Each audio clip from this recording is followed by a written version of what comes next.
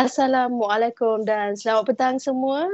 Saya hos anda petang ni, Sofia, akan bersama menerusi Keluarga Talk untuk bulan ini. Dan apa khabar semua hari ini? Alhamdulillah, saya harap dan saya doakan semuanya sihat walafiat ya. Dan kita baru sahaja menyambut Hari Raya Aidiladha dan sudah tentunya kita sedia maklum bahawa Hari Raya Aidiladha ataupun Hari Raya Korban merupakan hari untuk umat Islam mengambil iktibar di sebalik kisah pengorbanan Nabi Ibrahim alaihissalam dalam menunaikan tuntutannya dan menunaikan perintah Allah serta kesabaran anak-andanya Nabi Ismail alaihissalam dalam memenuhi perintah Allah Subhanahu Wa Taala. Jadi sesuai dengan tajuk kita petang ni, suri inspirasi korban diri demi keluarga. Tentu menarik untuk kita kupaskan pada bulan ni. Tapi sebelum tu saya nak ingatkan kepada semua penonton yang menonton petang ni, apa kata kalau follow dan juga like social media keluarga di Instagram dan juga Facebook.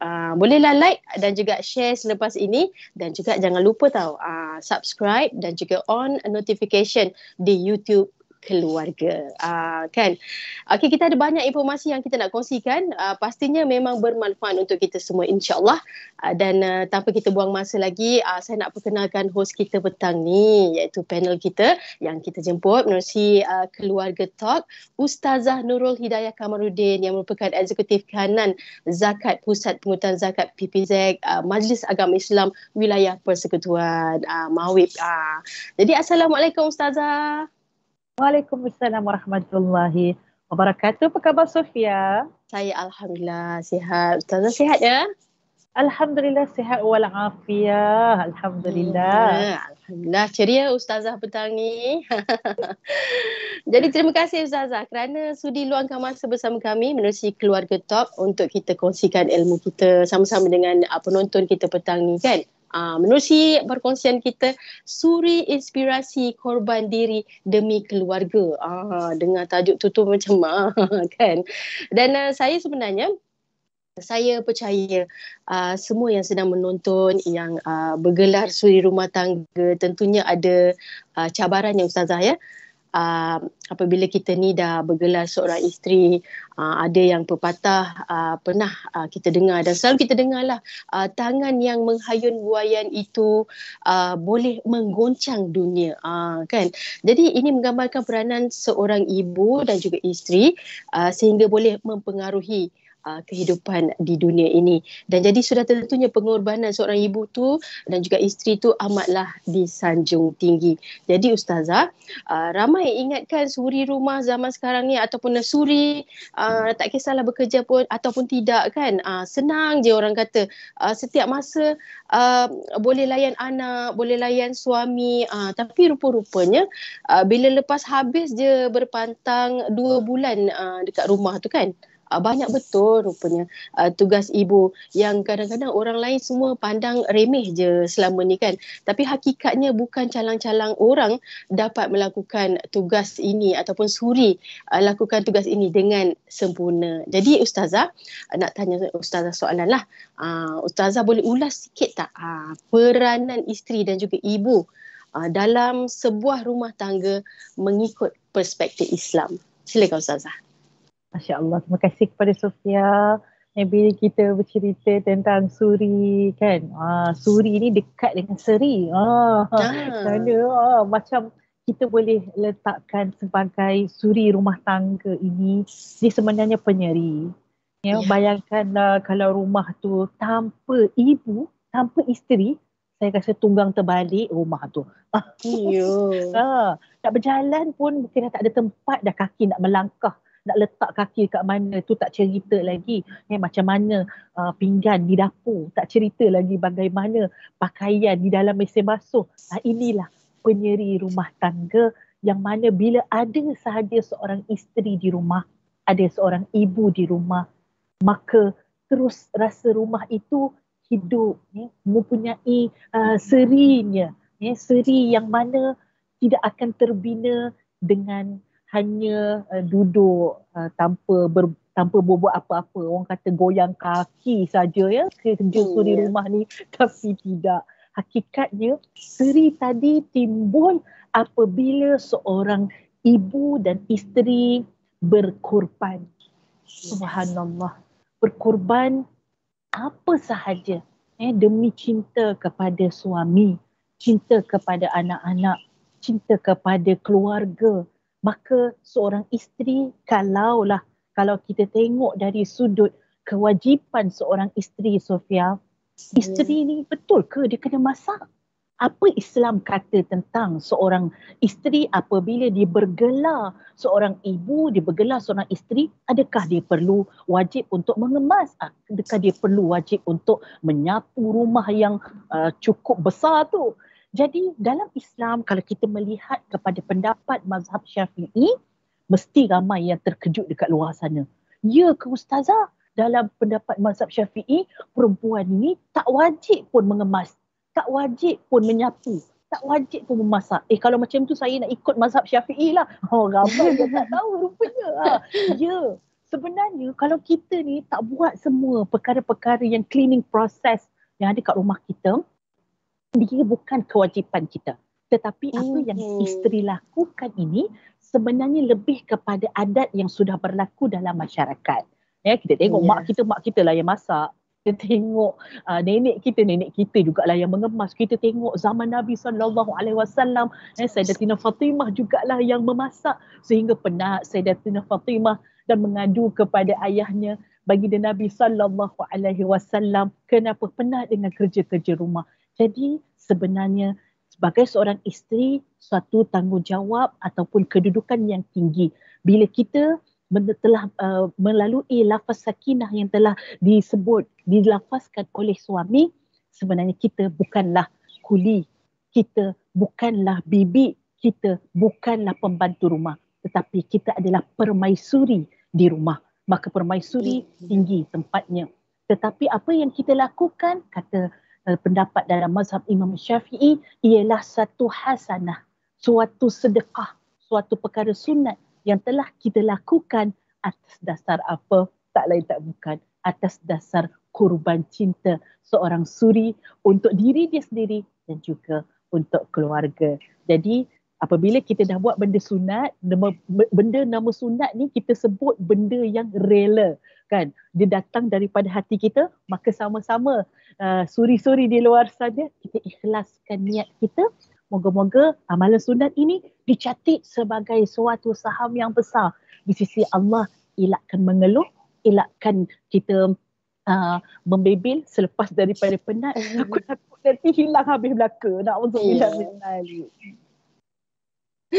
Iya, itu dia penerangan Ustazah tadi menerusi perspektif Islam kita dan kita faham, suri-suri kita semua fahamlah bahawa ia bukanlah satu kewajipan Ustazah ia hanyalah orang kata keikhlasan kita untuk kita bawa pahala-pahala kita ni insya-Allah ke sana. Ya, amin. Kan, masya-Allah. Okey Ustazah, sebenarnya ada juga wanita yang berkerjaya Ustazah dan juga mempunyai pendidikan bukan orang kata sekarang ni ayat sekarang bukan kaleng-kaleng lah kan. Pendidikan yang tinggi. Tapi berhenti kerja macam Ustazah katakan tadi sebab apa? Sebab korban cinta. Demi keluarga, korban cita-cita demi keluarga. Dan wanita begini sememangnya kita pandang tinggi dan merupakan seorang wanita dan insan yang hebat. Jadi boleh Ustazah kongsikan jika ada kisah-kisah ke yang boleh Ustazah kongsikan, kisah benar yang boleh dijadikan inspirasi untuk wanita yang sedang menonton rancangan kita petang ni. Masya Allah, suatu pengorbanan yang sukar untuk kita bayangkan. Seorang yang sudah pergi ke Menara Gading. Bayangkan apa yang dia tak boleh. Dia mungkin boleh menjawat satu jawatan dan suatu kerjaya profesional yang orang lain idamkan. Dan wanita ini sudah mengorbankan masa dia, masa muda dia, sudah mengorbankan kehidupan dia untuk mencari ataupun kita kata menyampaikan cita-cita yang pastinya daripada kecil lagi cikgu dah tanya nanti dah besar nak jadi apa. Kan? Mungkin dia memang nak jadi engineer, memang nak jadi doktor. Itulah yang telah dia letakkan di dalam vision board dia. Kan? Saya contohnya saya seorang engineer, saya seorang doktor. Subhanallah, takdir daripada Allah pastinya berbeza. Peta yang telah Allah lakarkan untuk setiap daripada kita, dia kadang-kadang tak sama seperti perancangan kita. Maka kita melihat di luar sana ada ibu yang diuji, Sofia, dengan anak yang tidak kita kata istimewa. Seorang yang memang sudah sampai tahap boleh beramal dengan kita kata undang-undang dan boleh masuk ke mahkamah dan boleh menjadi seorang lawyer yang bertauliah. Tapi kerana ujian anak yang istimewa, akhirnya wanita ini meninggalkan kerjaya dia. Meninggalkan sesuatu yang dia memang sudah lama diidamkan untuk menjadi seorang peguam. Subhanallah, bagaimana perasaan, bagaimana rasa seorang yang telah selalu berkeinginan dan akhirnya terpaksa meninggalkan apa yang mereka mahu, pastinya kecewa ada di sana. Tetapi saya melihat banyak perkara ataupun contoh di luar sana yang bila ibu-ibu ni, suri-suri ini, dia meninggalkan kerjaya dia, rupanya kita belajar, sebelum ni kita rasa kita belajar untuk bekerja. Rupanya kita belajar untuk menjadi pendidik kepada anak kita. Dan itu adalah anak didikan yang paling dekat dengan diri kita. Akhirnya kita melihat seorang ibu yang meninggalkan kerjaya, tetapi dia mampu untuk mendidik anak-anak dia dengan suatu pendidikan yang Masya Allah, luar biasa. Kenapa? Dia intelektual. Dia ada skill, dia ada cara, dia ada pengalaman. Dengan pendidikan dia, dengan pengalaman dia, akhirnya anak-anak dia, kita kata ini anak didik yang betul-betul dididik oleh seorang yang berpengalaman, seorang yang ibu bertaraf PhD mungkin kan, mendidik anak sendiri, subhanallah. Selama ni belajar PhD, ingatkan nak jadi pensyarah, rupanya nak mendidik anak sendiri. Tetapi luar biasa, sangat luar biasa, anak tadi menjadi seorang yang kita kata mendapat didikan yang sangat profesional dengan bahasanya, dengan skill dia. Tetapi saya yakin dan percaya ada juga di luar sana yang sebaliknya.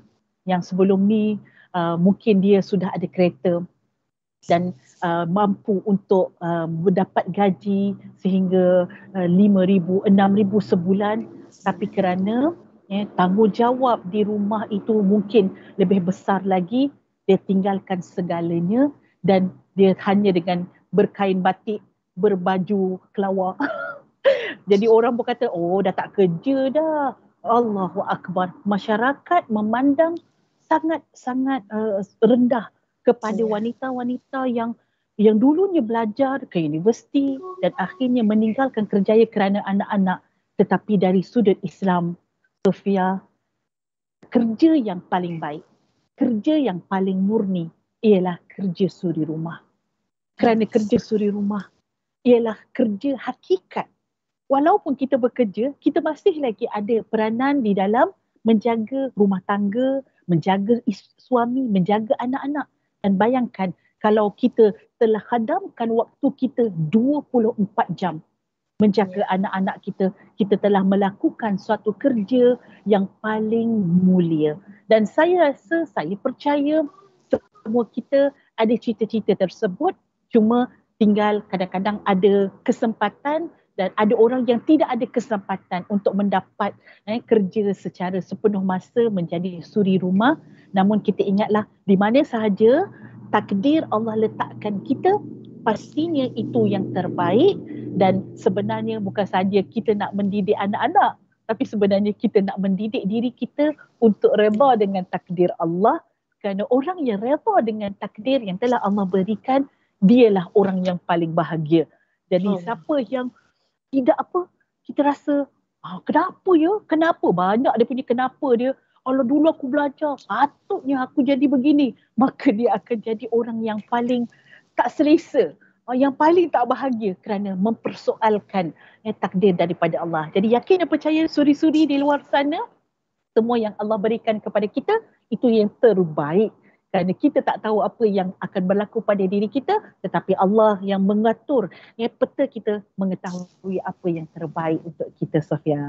Ya Ustazah, itu dia penerangan Ustazah.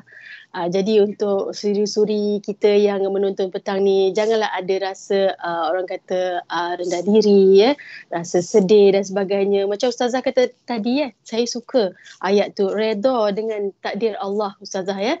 Dan kita semua ada keistimewaan masing-masing yang telah pun Allah berikan kepada kita, dan kita seharusnya bersyukur dengan apa yang telah dilimpahkan kepada kita ya. Yang pentingnya macam Ustazah kata tadi, kita tenang dengan diri kita, apa yang kita kecapi sekarang Ustazah ya. Ya, Jadi, bagaimana pula Ustazah? Ni sekarang ni memang trending lah kan, bila zaman now ni kan. Ramai yang suka nak berniaga secara online. Kan, jadinya nak tinggalkan kerjaya itu sayang pula, kerana sebab apa, boleh buat kalau online ni bolehlah buat dari rumah kan, dalam masa yang sama buat online, kita boleh uruskan keluarga. Jadi mungkin Ustazah ada nasihat juga untuk suri-suri kita yang buat online, dalam masa yang sama menjaga anak-anak, buat kerja rumah dan sebagainya. Nasihat dan juga Ustazah ada cara untuk sampaikan kepada semua pengurusan dari segi masa kerja rumah dan juga kerja part time tu lah, online tu lah kan. Macam mana Ustazah? Masya Allah. Saya yakin dan percaya ini satu peluang, suatu rezeki ya. Kita hidup di zaman ini, tak kala kalau mak kita dulu, kalau duduk di rumah, memang duduk kat rumah sajalah kan. Sambil-sambil pun mungkin orang zaman dahulu, dia mungkin boleh jaga anak orang. Ya, betul. Ataupun buat nasi lemak. Anak-anak tak bangun lagi dah buat nasi lemak, letak kat kedai Pak Mat. Jadi adalah juga start income dia. Tapi saya rasa berbanding dengan di era ini, kita kena ucap syukur. Yeah. Kita kena ucap, ya Allah, subhanallah, alhamdulillah. Kan? Dia kata macam ni tau, kerja online ni, kecing. Duit tu masuk je dekat akaun kita. Tapi dia kena ada dia punya cara dia kan. Ada dia punya usaha dia. Bukanlah maksud kita kata kalau online tu kita tak payah bekerja. Ya, dia bekerja tapi dengan cara online tu. Jadi, satu, kita kena syukur. Syukur alhamdulillah, walaupun aku duduk di rumah tapi boleh ada kerjaya, boleh ada duit poket. Boleh mungkin bantu suami dari sudut sebahagian daripada tanggungjawab komitmen rumah tangga, komitmen RM kan. Jadi dan saya boleh tengok ada sebahagian daripada peniaga-peniaga online yang memang mengkhususkan untuk suri berniaga. Banyak kita tengok kat luar sana, subhanallah. Ya, kita boleh sebutlah beberapa perniagaan yang memang fokusnya membantu suri rumah. Dan apa yang mereka jual pun memang berkait dengan mak-mak. Misalnya kata macam barang-barang mainan yang untuk pembelajaran anak-anak kan. Dia pun perlu, dan rupanya ramai juga ibu-ibu yang perlu. Kenapa? Anak-anak main telefon 24 jam kan. Maka dia membuat sesuatu peluang, suatu masalah tadi mereka bina menjadi peluang. Alhamdulillah. Sekarang ini sangat mudah, ada banyak di luar sana. Cuma memerlukan seorang suri untuk bijak mengurus masa. Bukan mengatur masa ataupun menyusun masa, tetapi mengurus. Apa beza mengurus dengan menyusun? Baik, kalau kita sebut tentang jadual, kan? Kita sebut tentang jadual, pagi mula pukul seawal 5 pagi buat apa? Sampai pukul 8 buat apa? Kemudian sampai pukul 9 buat apa? Ini adalah susun ataupun kita kata menyusun masa. Kita tak sebut tentang susunan masa, tapi kita sebut tentang mengurus masa. Bezanya, Sofia, kalau orang menyusun masa, untuk satu hari mungkin dia boleh buat 30 kerja. Masuklah semuanya dengan masak lah, dengan pergi postage lah dan sebagainya. Tapi kalau orang yang mengurus masa, satu hari dia boleh buat 100 perkara. Ini orang yang mengurus masa. Ustazah, macam mana nak dapat yang 100 tu? Jadi mari sama-sama kita jadi suri yang bukan nak perlu kita jadi superwoman. Ramai orang nak jadi superwoman kan. Superman dengan superwoman tu dalam cerita je, suri-suri sekalian. Tapi hakikatnya tak perlu pun jadi wanita besi. Yang kita perlu ialah akal, idea, bagaimana kita memberikan hak untuk diri kita, diri anak-anak kita dan juga hak untuk keluarga dari sudut keuangan dan juga masa. Kita tak nak jadi, okey, aku boleh buat semua perkara. Mentang-mentanglah kita suri rumah, semua rumah tu kita diuruskan. Bagaimana pula dengan kita punya perniagaan? Kadang-kadang bila tumpu kepada online punya perniagaan online kita, kadang-kadang anak pula kita terabai. Kita tak perasan mungkin berlaku kecelakaan kepada anak kita. Jadi tolong kita susun, kita uruskan apa yang boleh kita buat, yang boleh kita berikan kepada third party, boleh kita mungkin panggil part-time maid, mungkin kita mendidik anak kita untuk membantu tugasan di rumah, boleh berbincang dengan suami, untuk suami juga menguruskan rumah tangga kerana apa? Ini adalah tanggungjawab bersama. Bukankah rumah ini rumah bersama? Dan insya-Allah bila kita cuba untuk delegate tugas ataupun kita memberikan kita kata percaya kepada orang yang ada di sekeliling kita, maka di sanalah kita kata tips mengurus masa bagi suri yang berada di rumah tetapi ingin melakukan duit ataupun kita kata menambah pendapatan, dan insya-Allah di sana kita akan lebih tenang. Satu, yang kedua kita akan lebih rehat, kita akan lebih smart di dalam kita menguruskan rumah tangga kita. Perlu apa? Kita perlu idea, kita perlu berbincang dan kita perlu melepaskan, bukan kita terkorban. Selalu orang kata berkorban untuk terkorban. Tak, kita perlu berkorban untuk menang. Bukan berkorban untuk terkorban. Kita perlu menang, anak kita perlu menang, suami kita pun perlu menang, dan insya-Allah susun elok-elok, maka insya-Allah kita akan dapat suatu yang natijah ataupun hasil yang lebih baik berbanding dengan kita nak apa orang kata, kita seorang pulun semua sekali, semua sekali collapse. Na'udzubillah min zalik. Itu dia. Jadi kena pandailah suri kita semua ni kan, suri yang menonton petang ni mengurus masa Ustazah macam Ustazah katakan tadi, boleh kalau pandai mengurus masa, insya-Allah satu hari boleh buat 100 perkara. Asalkan jangan sampai collapse Ustazah. Baiklah, untuk suri-suri kita dan semua wanita, mungkin ada golongan Adam juga yang sedang menonton keluarga talk petang ni kan. Bolehlah yang baru saja masuk, sila share dan juga like video ni agar kita dapat berkongsi dengan ramai orang supaya kita kongsikan manfaat bersama, insya-Allah. Dan Ustazah, demi suami dan juga anak-anak yang telah banyak pengorbanan yang dilakukan macam yang Ustazah katakan tadi kan, seorang wanita yang bergelar isteri dan ibu ni, namun lumrah manusia, bila kita dah banyak sangat berkorban untuk keluarga kita, terkadang-kadang ada waktu sampai masa kita dah macam dah sampai peak dia tu kan, dia terdetik rasa macam pengorbanan tu seakan-akan tidak dihargai. Kan, jadi boleh Ustazah kongsikan bagaimana suri kita ni nak didik hati mereka untuk terus jadi seorang yang penyabar, bersabar dan terus istiqamah untuk berbakti kepada suami dan juga keluarga tersayang. Macam mana tu Ustazah? Masya Allah, Masya Allah. Mungkin di luar sana kita ni ada naik dan turunnya. Betul. Waktu tengah semangat tu, tak apa biar saya buat semua sekali. Tapi waktu tengah menyinga kan, jalan, tangan jalan tapi mulut pun jalan juga. Yang mulut jalan tu satu, hati tu membuka macam kan, membengkak sahaja. Itu lagi satu. Jadi sahabat-sahabat di luar sana, mudah-mudahan kita boleh mencari kekuatan kita untuk terus istiqamah. Yang pertama, niat kita kena make sure supaya dia pin di tempat yang betul. Ramai orang dia tersilap pada awal. Dia berkorban demi suami, demi anak-anak, dan bila dia tengok selepas 30 tahun, dia langsung tak dihargai.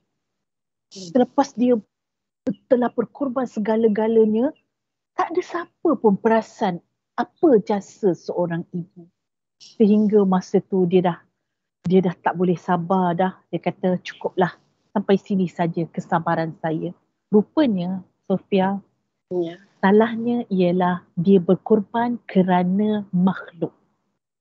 Dia berkorban kerana seorang. Masih lagi apabila kita bergantung kepada suami, kita bergantung kepada anak-anak, mereka masih rapuh. Mereka kadang-kadang lupa. Orang, manusia, kadang-kadang tak perasan. Sewaktu nikmat ada depan mata, kan kita rasa macam biasa je. Sewaktu nikmat itu hilang daripada diri kita, masa tu baru kita rasa, kenapa tak ada ya? Tak selesa lah. Sebab apa? Nikmat tu dah tak ada. Dan itulah kebiasaannya yang berlaku tak kala kita ada pasangan kita, anak kita, tak rasa pun kita menabur bakti. Tapi tak kala kita tak ada, masa tu mereka baru tersedar.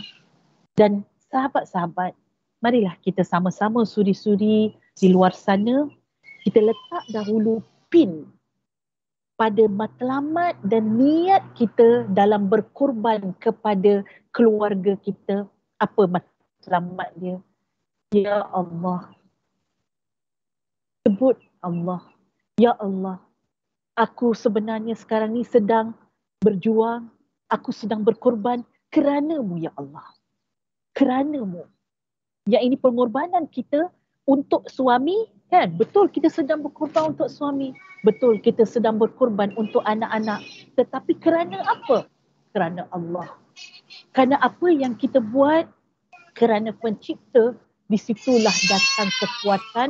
Walaupun suami kita nampak macam acuh tak acuh. Walaupun na'udzubillah min zalik, tapi ada kisah Sofia yang berlaku yang mana suami, isteri tadi tinggalkan kerja, jaga anak-anak. Tiba-tiba suami dia bila dah stabil, pergi cari perempuan lain. Tinggalkan isteri pertama tadi. Ada yang berlaku. Dan ini yang kadang-kadang membukam di dalam hati seorang isteri. Tapi ingatlah, wahai suri, tak kala kamu berkorban kerana Allah, Allah jualah yang akan membalas segala keringat yang kamu telah luahkan, yang kamu telah berikan, yang kamu telah perah untuk suami dan anak-anak. Dan ingatlah, tak kala Allah yang memberikan penghargaan tersebut, tidak ada yang kurang, tetapi yang Allah bagi adalah lebih daripada apa yang telah kita berikan kepada Allah. Jadi, sahabat-sahabat, yang pertama untuk make sure kita istiqamah dalam berjuang, istiqamah dalam berkorban demi keluarga, buatlah kerana Allah. Kekuatan yang kita akan dapat sangat luar biasa.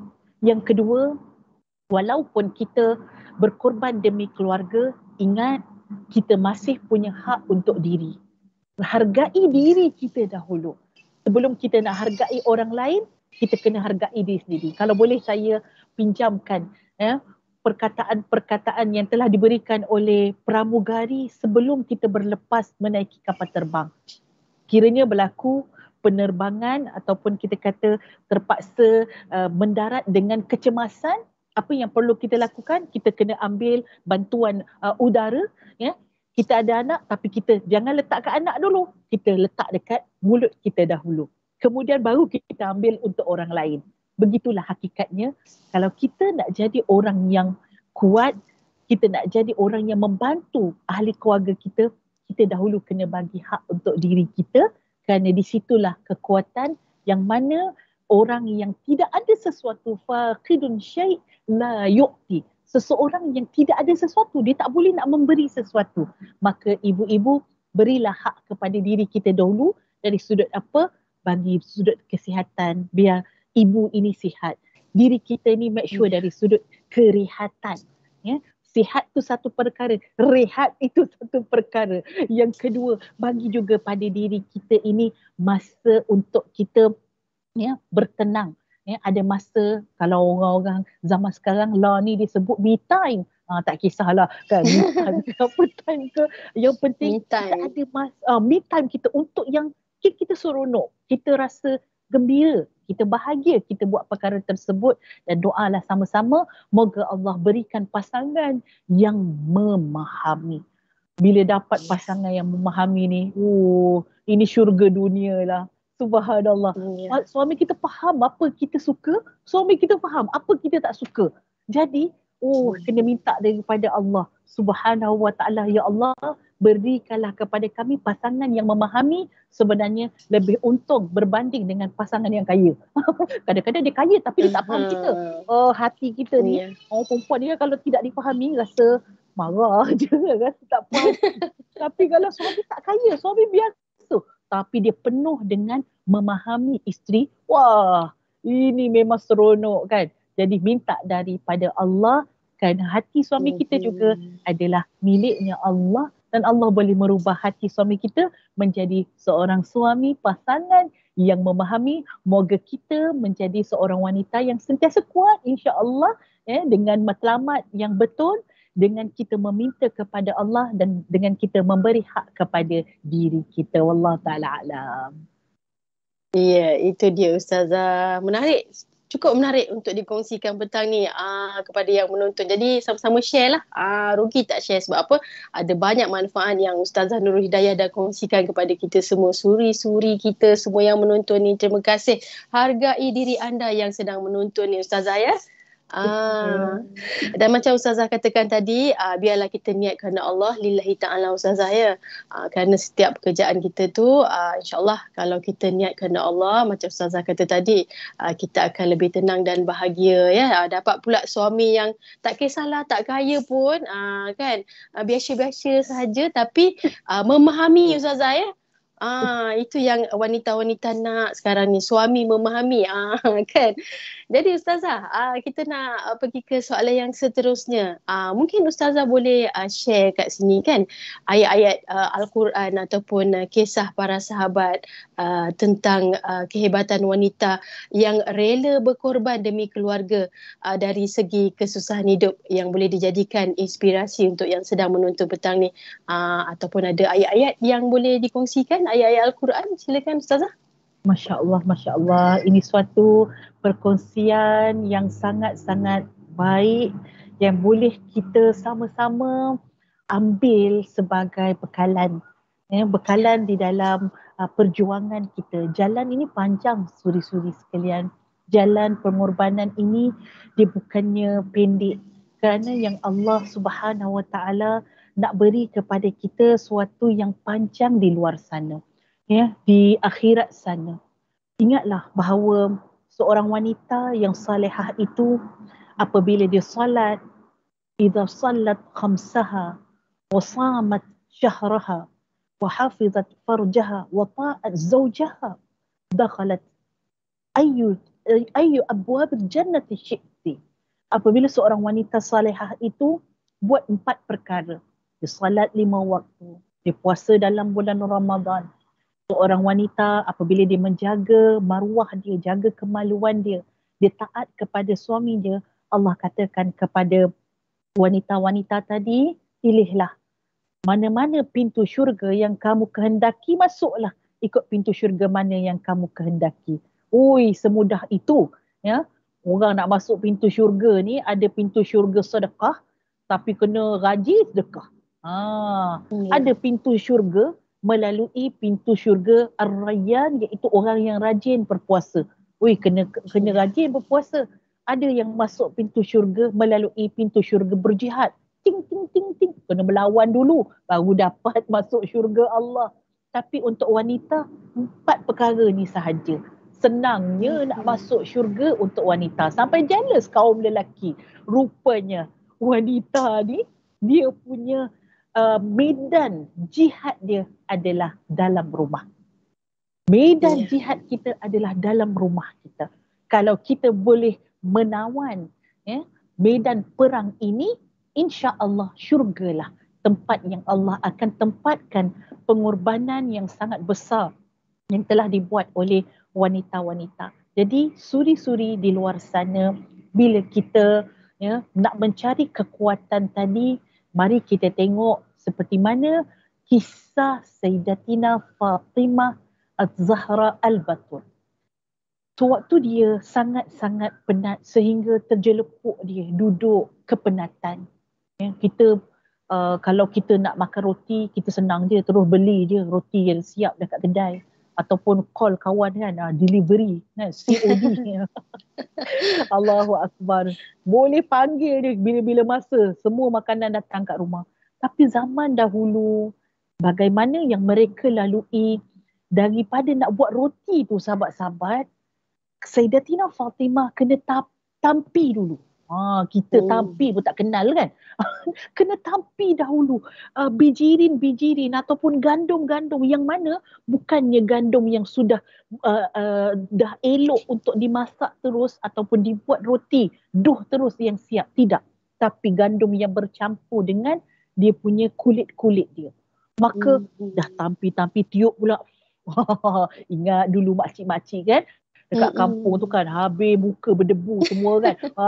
Macam-macam bersepah-sepah lepas tu kan. Nak kata susahnya nak buat roti. Itu baru cerita pasal roti. Itu tak cerita tentang 1001 perkara yang tidak lengkap. Seperti mana kita pada hari ini dengan ada microwave-nya, dengan ada air fryer-nya, dengan ada apa yang pressure cooker. Masuk. Pressure cooker semua ada kan. Suami kata, ni yang beli banyak ni guna tak juga kan. Akhir-akhir makan kat luar juga. Kan, suami pun pening juga. Jadi hari ni kita ada macam-macam. Zaman dulu tak ada. Bila Sayyidatina Fatimah rasa kepenatan, rasa ya Allah dah tak larat dah. Akhirnya mengadulah Sayyidatina Fatimah kepada ayahandanya Nabi Muhammad sallallahu alaihi wasallam. Ya Rasulullah, wahai ayahku, bagilah seorang hamba. Kalau kita pada hari ni, bang, nak bibik satu bang. Kita minta kat suami kita bibik kan. Jadi Sayyidatina Fatimah minta hamba yang boleh berkhidmat untuk di rumah anak Nabi. Ya Allah. Jadi kalau kita lah jadi seorang ayah, kan, kita jadi seorang ibu, anak kita mengadu penat, kita mula nak serang menantu kita kan. Awak tak tolong ke anak? Anak saya ni bukan jadi kuli tau. Mesti macam tu. Sebab sayang ke anak kita. Tapi tengok Nabi SAW. Nabi, kalau Nabi nak bagi, Nabi boleh bagi tawanan-tawanan perang untuk berkhidmat kepada anak dia ni yang tersayang. Tapi Nabi kata, wahai anak deku, bacalah Subhanallah walhamdulillah wala ilaha illallah Allahu Akbar, sehingga digelar zikir ini sebagai zikir Fatimah. Suatu zikir yang saya rasa ringan, saya rasa mudah untuk kita lantunkan. Tak payah menghafal pula macam ada nak hafal sahabat-sahabat suri mungkin nak hafal surah Al-Mulk kan susah juga. Nak hafal surah Al-Waqi'ah payah juga tu. Ni menghafal Subhanallah, Alhamdulillah, La ilaha illallah, Allahu Akbar. 4 zikir Fatimah. Baca ini, kata ayahanda Nabi SAW, kamu akan diberikan kekuatan lebih daripada seorang pembantu rumah. Subhanallah. Ini kita kena yakin dan percaya, kita kena beramal dengan dia sebab dia bukan suatu berita palsu tapi dia adalah suatu pesanan yang benar, lagi dibenarkan oleh Sadiqul Masduq iaitu Nabi sallallahu alaihi wasallam. Jadi sahabat-sahabat, suri-suri, marilah kita membina kekuatan kita bukan sahaja dengan kekuatan fizikal. Saya yakin dan percaya fizikal kita dia ada had, dia ada masa ataupun ketentuan satu-satu, dia dah tak boleh dah. Tapi kalau kita bina kekuatan itu, kita gabungkan di antara fizikal, kekuatan spiritual, kekuatan emosi. Kekuatan spiritual tadi itulah dengan zikir-zikir tadi. Kalau kekuatan emosi yang kita bina ialah dengan kasih dan sayang. Bila kita buat kerana cinta, wah, subhanallah, kita akan jadi rela. Sebab itu cinta dan pengorbanan itu boleh tengok, boleh lihat bagaimana Sayyidatina Hajar ditinggalkan oleh suaminya dalam keadaan Sayyidina Ismail masih kecil lagi. Tapi Sayyidina Hajar bak kata cinta yang kuat akan menghasilkan suatu kekuatan yang luar biasa, berlari-lari anak untuk memberikan anak iaitu Nabi Ismail minum, seorang wanita. Tapi kerana apa? Bukankah kerana cinta? Kerana cinta kita berkorban, kerana cinta kita akan kuat, maka berilah, tampunglah kekuatan diri suri dengan kekuatan fizikal, kekuatan spiritual dan juga dengan kekuatan emosi. InsyaAllah kita akan menjadi seorang wanita yang lebih kuat berbanding dengan wanita yang hanya dia kuat pada satu bahagian dan lemah pada bahagian yang lain. Na'udzubillah min zalik. Sekadar itu di kita, Sufia. Dan itu dia. Sesungguhnya suri kita sudah pun berjihad dalam rumah dan alhamdulillah perkongsian Ustazah ni. Dan sebelum tu Ustazah, ada satu pertanyaan daripada penonton kita yang menonton di live kita petang ni Ustazah ya. Katanya suami saya Ustazah suruh berhenti kerja, tapi saya serba salah. Bagaimana saya nak beritahu suami yang saya belum bersedia untuk berhenti kerja? Boleh Ustazah tolong saya? Itu dia. Masya Allah. Dilema betul tu. Kita yang dengar pun rasa dilema. Allahu Akbar. Suami suruh tapi saya belum bersedia. Ya. Allahu Akbar. Bila keadaan ini berlaku di dalam rumah tangga, dan saya yakin dan percaya banyak keadaan yang berlaku, suami ada pendapat dia dan kita ada pendapat kita. Suami dia ada kacamata dia. Kacamata suami mungkin dia tengok anak tak terurus, mungkin dia tengok sama juga yang bayar dekat pengasuh. Allahu Akbar. Zaman sekarang jangan main-main. Pengasuh tu boleh bina banglo. Sebabnya mahal. Mahal sungguh kan. Kos untuk kita menghantar anak, apatah lagi kalau anak tu kecil. Lagi kecil lagi mahal. Sebab risikonya lagi tinggi. Dan bila kita suami dia ada pandangan pertimbangan dia sendiri, bila dia tengok tak berbaloi lah benda ni kan. Jadi tak payahlah yang awak kan, biar saya seorang lah kerja. Kan baik awak jaga anak kat rumah dengan nak pergi kita hantar transit lagi, anak yang sekolah kena hantar transit lagi, kelang kabut. Jadi sebenarnya yakin sahabat-sahabat suri, suami kita ni sebenarnya dia sayang kita. Saya yakin dan percaya suami kita sayang kita. Dan bila suami kita, dia ada satu rasa tanggungjawab, cuma dia tak boleh nak luahkan sebagaimana kita orang perempuan ni kan. Abang, saya sayang lah kat abang, I love you lah kan. Orang perempuan dia mudah untuk memberikan, kita kata meluahkan rasa tu. Orang lelaki dia susah. Tetapi rasa tanggungjawab seorang lelaki kadang-kadang dia bagi dengan suatu yang kita rasa, kenapa pula saya nak kena berhenti kerja?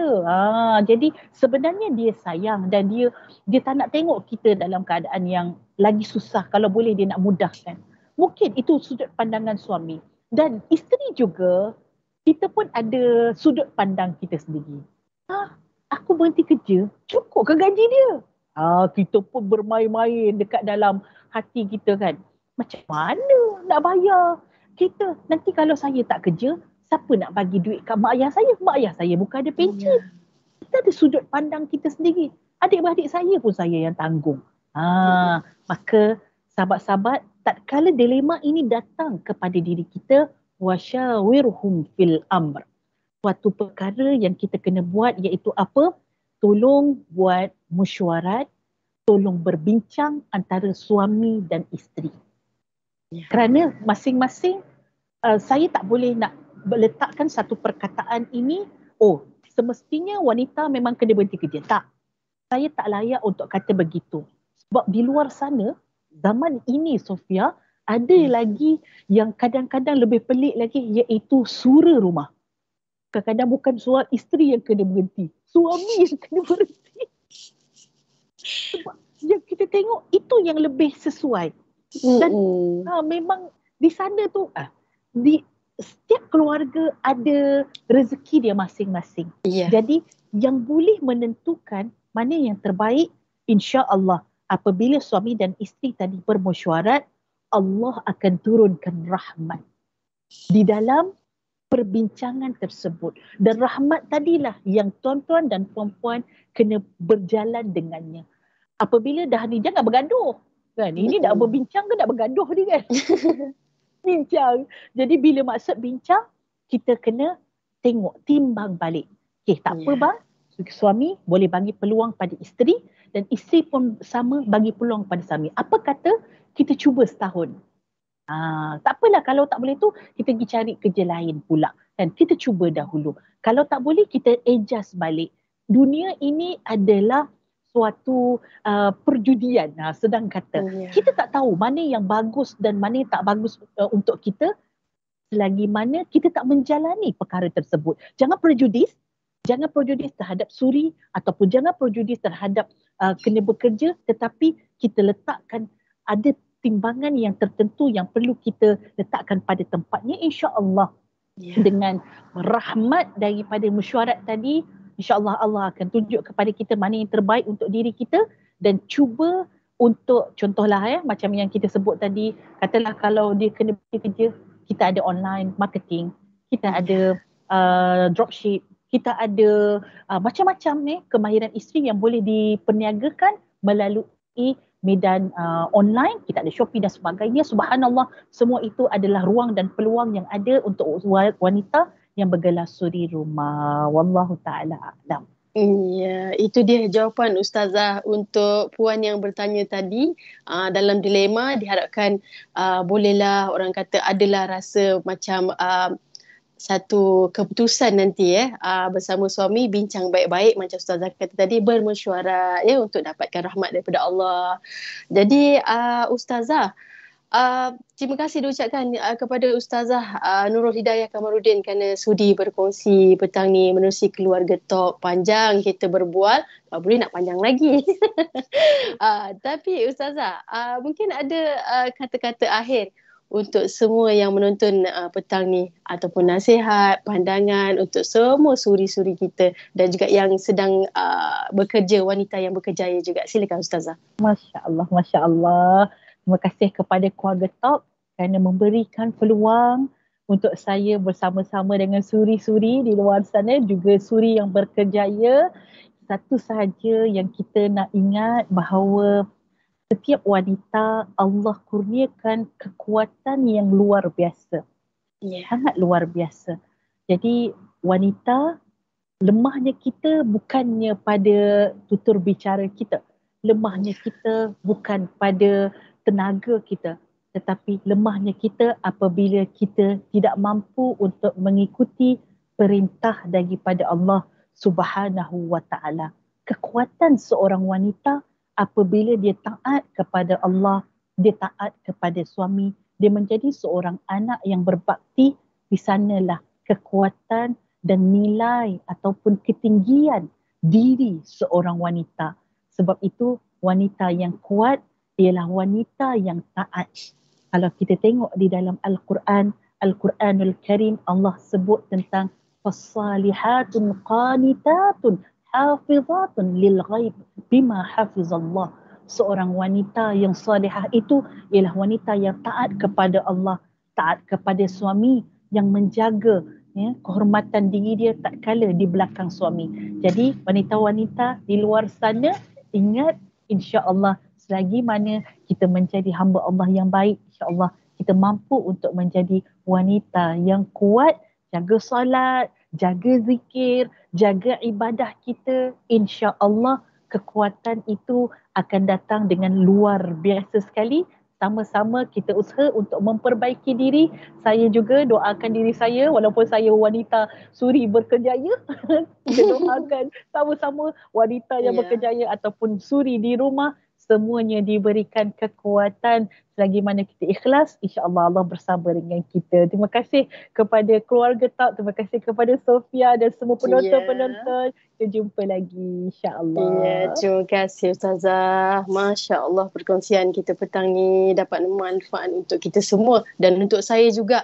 Dan terima kasih memperingati kami semua Ustazah petang ni. Untuk suri-suri yang menonton jangan lupa macam Ustazah pesan tadi jagalah solat, puasa di bulan Ramadan, jaga maruah kita dan juga taatlah kepada suami. InsyaAllah rumah tangga bahagia, tak kisahlah kita suri yang berada di rumah, berjihad di rumah ataupun berjihad di luar berkerjaya.